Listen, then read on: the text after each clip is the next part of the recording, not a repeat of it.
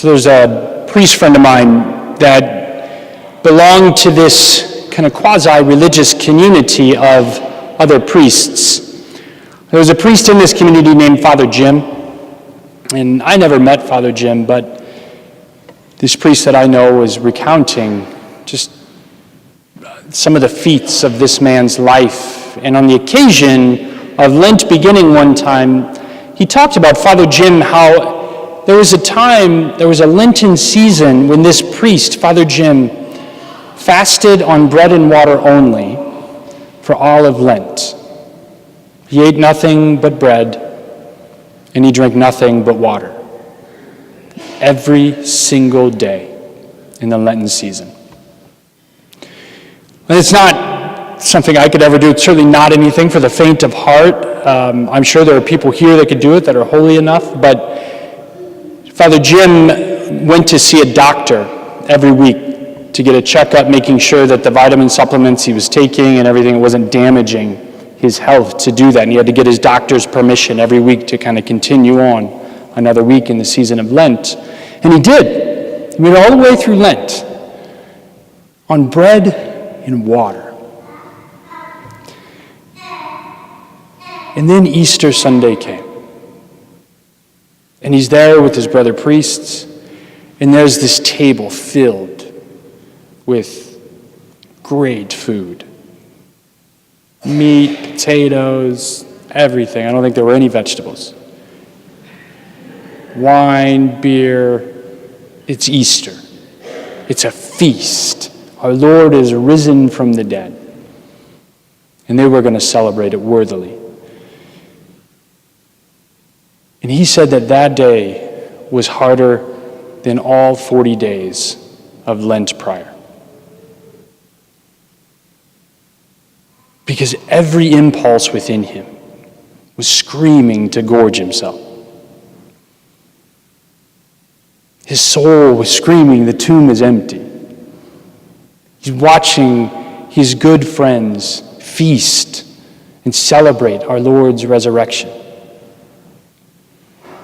But he could not. He could not. Because if he did gorge himself, he could really do a lot of damage to himself, including and up to death. And it seemed to him in that moment terrible, criminal, sinful, that he couldn't engage in the festivities of that day. It appeared to him in that moment that the right choice was in fact the wrong choice, because it went against every impulse. He wanted to feast, he wanted to eat.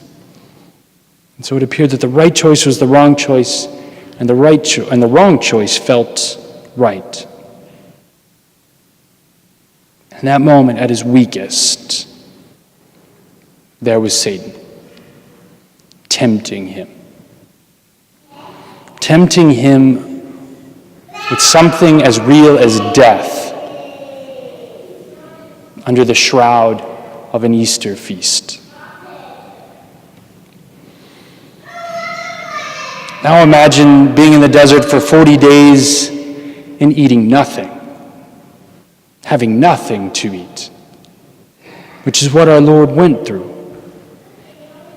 And as he's beginning the end of this intense, beyond imagining undertaking, when he was at his weakest, at the end of 40 days, Satan comes along and tempts him, which is what he does. In our weakness, when we're at our weakest, that's when Satan, you can count on it, will be there. 40 days without food. The desert. And Satan reminds Jesus of who he is. That he has the power to convert this rock into bread. Satan reminds him through this good reminding. Satan tempts him through this very true reminding. Remember who you are. You are God. and you can turn this rock into bread. And you better believe that every impulse of our Lord, just as it would be for you and I, every impulse wanted to do just that, wanted to satiate his hunger. Yet even at his weakest moment, against all desire, Jesus chose not to follow Satan. Jesus resisted temptation. Jesus chose, in his weakest moment, the way of the cross. He chose the way of the cross.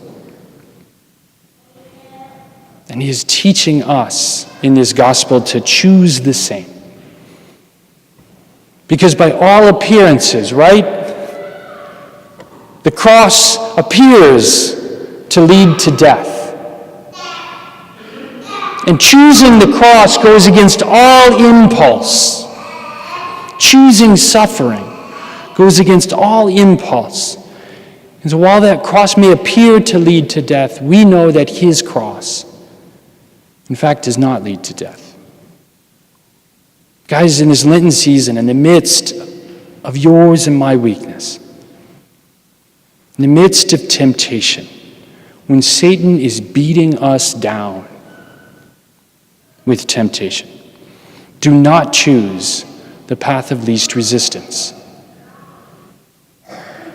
In this season, do not choose indulgence.